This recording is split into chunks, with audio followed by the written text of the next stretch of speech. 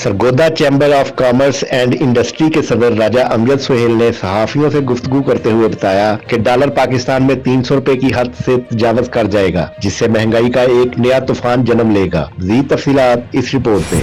Sargodha chamber of commerce and industry के सदर राजा अमजद सुहेल ने सहाफियों से गुफ्तगू करते हुए बताया कि बैरूनी कर्जों के हासूल और बैरूनी अदारों के कर्जों की अदायगी की सूरत में डॉलर पाकिस्तान में 300 रुपए की हद से तजावज कर जाएगा, जिससे महंगाई का एक नया तूफान जन्म लेगा। पाकिस्तान में हुकूमती पॉलिसियां न होने के बाइस महंगाई हर गुजरते दिन के साथ बढ़ रही है और सरकारी तौर पर महंगाई जो रिकॉर्ड की गई है उसकी शरह 36.4% बताई जा रही है, जबकि हमारे अदादोशुमार के मुताबिक पाकिस्तान जनूबी एशिया के ममालिक में महंगाई के हवाले से 48.5% शरह की हद को छू रहा है और इसमें मजीद इजाफा होगा। वो डॉलर अभी आपका 300 प्लस हो जाएगा और ये आने वाले दिनों में महंगाई का एक और तूफान आएगा। यानी आप ये मंथ देख लें, मई जून जुलाई, इसमें आप मजीद महंगाई देखने को आपको मिलेगी।